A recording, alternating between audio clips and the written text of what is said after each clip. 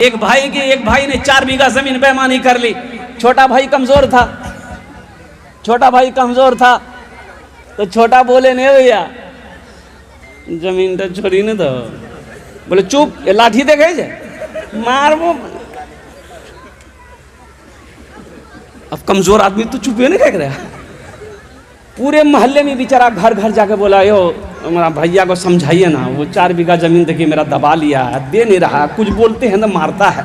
तो लोगों ने कहा कि तू पंचायती बैठा, मुखिया को बोला, सरपंच को बोला, प्रमुख के बोला, पूरे मोहल्ले वाले को बैठाओ, पंचायती करो, वो जमीन कहाँ देगा, एकदम देगा। मुखिया को बोला, प्रमुख को बोला, सरपंच को बोला, पार्षद को बोला, मेंबर को बोला, पूरा गांव वाला जमा हुआ। उसके बड़े भाई को बुलाया गया। मुखिया जी बोला अरे भाई ये तुम्हारा छोटा भाई है, इसकी जमीन दे दो।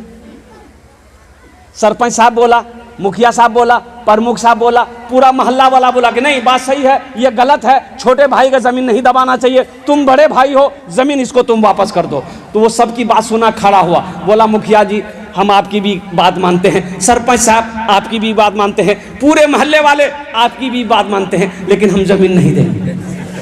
मान लो कहाँ।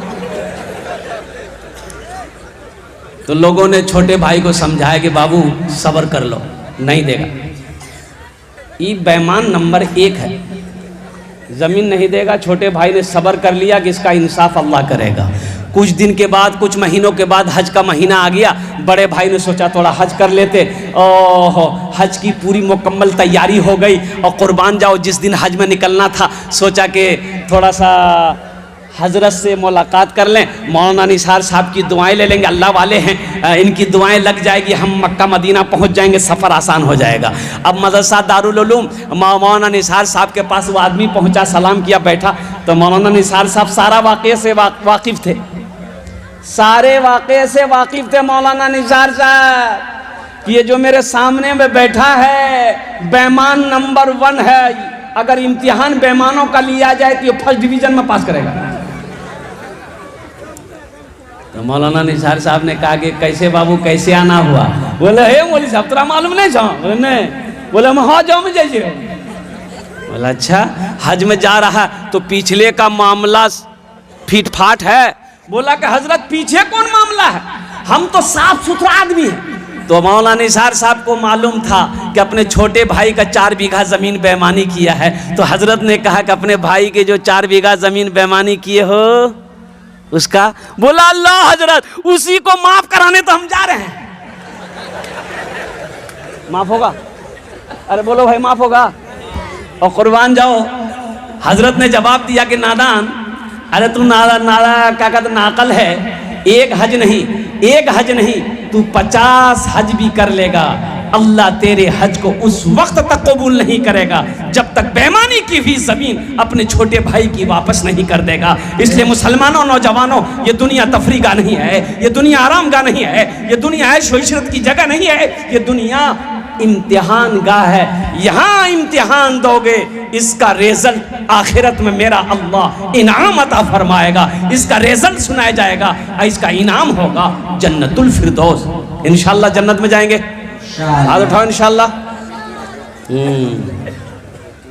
कहना जन्नत इतना सस्ता है? हाँ है, जन्नत सस्ती है। अल्लाह ने मोमिनों के लिए जन्नत बनाया है, अल्लाह ने मुसलमानों के लिए जन्नत बनाया है। अल्लाह ने जिसने कलमा तैयबा ला इलाहा इल्लल्लाह मुहम्मदुर रसूलुल्लाह पढ़ा है, अल्लाह ने उसके लिए जन्नत में तैयार कर। एक जगह से तकरीर करके उठे, एक आदमी बोले मौलवी साहब रुको, की बात बोले मौलवी साहब जन्नत में बीड़ी मिलते है, बीड़ी? कहा कि तौबा तौबा। क्या है भाई? बोले कि हजरत क्या करें, आदत बहुत खराब है, हमरो नहीं पिए छे ना, हमरा अच्छा नहीं लगे। तो हमने कहा कि जन्नत में तो बीड़ी पीहो तो जलाने के लिए जहन्नम जाना होगा। बोला वाह, जन्नत में हर चीज मिलेगी, ऐशो इशरत की जिंदगी गुजारनी है तो जन्नत में गुजारना। अल्लाह ताला ने हर नेमत अपने बंदों के लिए जन्नत में तैयार कर रखी है, बस सिर्फ और सिर्फ यहां तैयारी करनी है। यहां तैयारी यहां करनी है, तैयारी यहां करनी है। और फिर ऐश ही ऐश है, मजे ही मजे हैं, कुर्बान जाओ, जन्नत में मौत नहीं है, जन्नत में नींद। अच्छा वहां सोना भी नहीं है जन्नत में? अरे बोलो भाई, सोना कब्र में? सोना तो कब्र में। तो कब्र में कौन सोएगा? जो यहां जगेगा वो कब्र में सोएगा, जो कब्र में सोने की यहां तैयारी करेगा वही कब्र में सोएगा।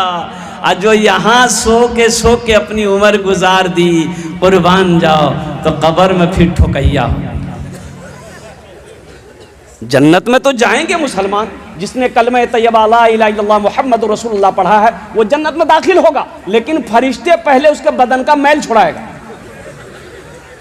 उसके बाद फिर अल्लाह जहन्नम से निकालेगा, दोज़ख से निकालेगा, उसके बाद फिर जन्नत में डालेगा। इसलिए नौजवानों, मुसलमानों, हम कहते हैं आखिरत की तैयारी करो, कब्र की तैयारी करो, हशर के मैदान की तैयारी करो। ये बच्चों मदरसा है, मस्जिद अल्लाह का घर है, मदरसा रसूलुल्लाह का घर है। मदरसा किसका घर है? देखिए, अपने बच्चे को आप मैट्रिक करा दिए, इंटर करा दिए, एमए करा दिए, बीए करा दिए, पीएचडी करवा दिए, एलएलबी करवा दो। यहाँ कटिहार नहीं, पटना नहीं, दिल्ली नहीं, लंदन ऑक्सफोर्ड में पढ़ा लो, और सुनो अमेरिका में पढ़ा लो, और सुनो जापान में पढ़ा लो, रूस में पढ़ा लो, हीरे जहरात खिला खिला कर अपने बेटे को पढ़ा लो। लेकिन सुनो, उलमा फरमाते हैं, अल्लाह का कुरान कह रहा है, हशर के मैदान में यही बेटा तुमको देखेगा, वो भाग जाएगा। बेटा देखेगा, अरे बोलो ना भाई, भाग जाएगा। बाप को देखेगा, बेटा भाग जाएगा हशर के मैदान में। ये अल्लाह का कुरान कह रहा है। बाप को बेटा देखेगा, भाग जाएगा। आपने उसे लंदन में पढ़ाया है, अमेरिका में पढ़ाया है, हीरे मोती उसे खिलाया है, लेकिन वो बेटा हशर के मैदान में देखकर भाग जाएगा। लेकिन कुर्बान जाओ, मुझे कह लेने दो, मौलाना निसार की साहब के मदरसे में अगर आपने अपने बेटे को कुरान पढ़ा दिया है, हाफिज कुरान बना दिया है, तो इंशाअल्लाह कसम खुदा की हशर के मैदान में कुरान पढ़ने वाला बेटा भागेगा नहीं, बल्कि हशर के मैदान में आपको ढूंढ कर निकालेगा, अल्लाह के सामने खड़ा होगा। अल्लाह आपके बाप के सर पे नूरानी ताज सजाएगा। नारे तकबीर, अज़मते उलमा जिंदाबाद, अज़मते कुरान जिंदाबाद। हजरत मुआज़ बिन जबल रज़ियल्लाहु ताला अन्हु, ये बच्चे को कुरान पढ़ाया ना, हशर के मैदान ढूंढे, मेरा बाबा कहाँ, मेरा अब्बा कहाँ है, भागेगा नहीं। वो बोले मेरा बाबा कहाँ है, मेरी माँ कहाँ है, कुर्बान जाओ, माँ को लेके आएगा, बाप को लेके आएगा, अल्लाह के सामने खड़ा होगा। अल्लाह, मैं तेरे कुरान का हाफिज कुरान हूँ, कारी कुरान हूँ, ये मेरी माँ है, ये मेरा बाप है, कुर्बान जाओ, मेरा रब हुक्म देगा फरिश्तों को ताज पहनाओ, इसकी माँ को भी ताज पहनाओ, इसके बाप को भी ताज पहनाओ। और उस ताज के अंदर में कितनी रोशनी होगी। हजरत मुआज़ बिन जबल रज़ियल्लाहु ताला अन्हु रावी हैं, अल्लाह के रसूल ने इरशाद फरमाया, ए मुआज़, जानते हो उस ताज में कितनी रोशनी होगी? तो सहाबा ने पूछा कि या रसूलल्लाह, मेरे माँ बाप और आप पर कुर्बान, कितनी रोशनी होगी ये आप बताएं। तो अल्लाह के नबी ने इरशाद फरमाया, ए मुआज़, उस ताज के अंदर में जो ताज पहनाया जाएगा माँ बाप को, उस ताज के अंदर में इतनी रोशनी होगी कि सूरज की रोशनी उसके सामने फीकी पड़ जाएगी। तो अहले महशरियो, ए बाबू खामोश हो जाओ, भालो करे बसो बाबू, तुम्हारे जोन्ने अमी दुआ करबो। देखो ये पाक मजलिस है, यहाँ जो दुआ होगी कबूल होगी, और ज़्यादा बदमाशी करोगे ऐसी दुआ कर देंगे बस है। यहाँ ऐसी वैसी दुआ नहीं होगी। एक बुढ़िया रास्ते में गिर गई, एक नौजवान गाड़ी लेके जा रहा था, देखा बुढ़िया गिरी पड़ी है, गाड़ी खड़ी किया, बुढ़िया को उठाया, ए दादी उठ उठ उठ, चोट लगना, उठ। बुढ़िया उठ के खड़ी हुई, बदनाहट जा रही, बोलिए बेटा जितना जल्दी तुम हमको उठाए ना, हम दुआ करते हैं अल्लाह उतना जल्दी तुमको भी उठा ले। लेकिन दुआ भी एखाने जेटे दुआ होबे कबूल होबे, जेटे दुआ होबे मकबूल होबे। तो हम ये कह रहे थे, हजरत मुआज़ बिन जबल रज़ियल्लाहु ताला अन्हु ने रिवायत फरमाया कि अल्लाह के नबी ने इरशाद फरमाया, ए मुआज़, उस ताज के अंदर में इतनी रोशनी होगी कि सूरज की रोशनी उसके सामने फीकी पड़ जाएगी। तो अहले महशरियों पूछेंगे अल्लाह के फरिश्ते से, अल्लाह के फरिश्ते से पूछेंगे, ए अल्लाह के फरिश्ते किए जो ताज पहन लो, जो किए जे कोई अंबिया हैं? अल्लाह के फरिश्ते कहेंगे नहीं, अंबिया नहीं है। वो कौन है ये? कोई वली है? नहीं, वली नहीं है। कौन है? कोई शहीद है, इन्हें शहीद भी नहीं है, सालेहीन है, सालेहीन भी नहीं, सिद्दीकीन है, सिद्दीकीन भी नहीं, फिर कौन है? तो अल्लाह के फरिश्ते जवाब देंगे, ये वो बाप है जिन्होंने दुनिया के अंदर में अपने बेटे को हाफिज कुरान बनाया था, जिन्होंने दुनिया के अंदर में अपने बेटे को आलिम दीन बनाया था। अल्लाह ने उसके बाप के सर पे नूरानी ताज सजाया है। इंशाअल्लाह अपने बच्चे को कुरान पढ़ाएंगे मेरे भाई। इंशाअल्लाह। कितने लोग तैयार? हाथ उठाओ इंशाअल्लाह। अरे अपने बच्चे को कुरान पढ़ाओ मुसलमानों, अपने बच्चे को कुरान पढ़ाओ। कम से कम मर जाओगे तो ये बच्चा कुरान पढ़कर अल्लाह की बारगाह में अगर दुआ के लिए हाथ फैला दे, शायद अल्लाह कुरान के सदक़े में आपकी बख्शो मग़फ़िरत फरमा दे। अपने बच्चे को कुरान पढ़ाओ। खैरुकुम मन तअल्लमल कुरान व अल्लमहू। अल्लाह के नबी ने इरशाद फरमाया, तुम में सबसे बेहतर वो है जो कुरान पढ़े, दूसरों को पढ़ाए, जो कुरान सीखे, दूसरों को सिखाए। तुम में सबसे अफजल वो है, अशरफ वो है, बेहतर वो है, अच्छा वो है। यहां तो कुछ लोग मदरसों को देख कर कहते थे की जो बोले मदरसा है, बोला ये मदरसा नहीं है, मौलवी चंदा करे एक जगह है। मदरसे ना हो आप जिंदगी गुजार लोगे? ए बाबू ठीक से बैठो। मदरसे ना हो जिंदगी गुजार लेंगे? आलिम ना हो जिंदगी गुजार लेंगे? मुफ्ती ना हो जिंदगी गुजार लेंगे?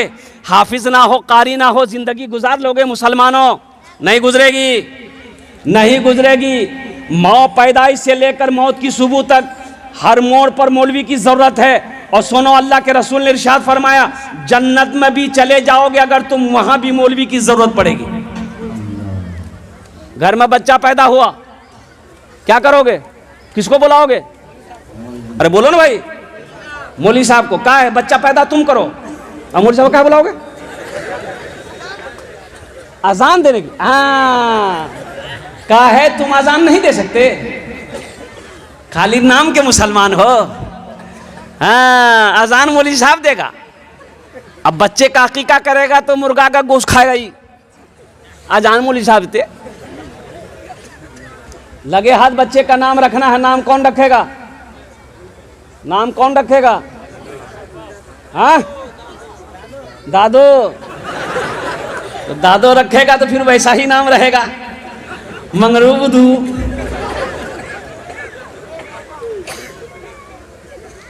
किशनगंज जिला में एक लड़का खिदमत कर रहा था, जलसे में गया था, 13-14 साल का बच्चा था, बड़ी खिदमत की, दिल से दुआ निकली। मैंने उसके सर पे हाथ रखा, हमने कहा कि बेटा ती मोरनी दिल खुश करे दिलो। वहाँ सुरजापुरी बंगाली बोलते हैं।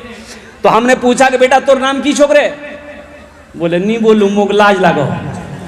बोला हम नहीं बता पाएंगे, मुझे शर्म आ रही है। तो हमने कहा कि तू पहला बच्चा है जो अपना नाम बताने में शर्मा रहा, बोल नहीं नाम की छो, बोल नहीं।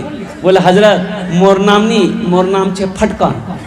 बोले फटकन के रख्याल कु रे? बोले मोर दादो रख्याल की। तो तोर दादोर नाम की रे? बोले मोर दादोर नाम रहे लटकन। बोलो दादो से रखवाओगे तो यही सब नाम रखाएगा। बच्चे का हक मत मारो। एक बात याद रखना, माँ बाप के बेशुमार हुकूक औलाद के ऊपर में है, लेकिन औलाद के भी कुछ हक माँ बाप के ऊपर में है। औलाद का हक यह है, बच्चे का हक माँ बाप के ऊपर में यह है कि बच्चा जब पैदा हो दाहिने कान में अजान दो, बाएं कान में तकबीर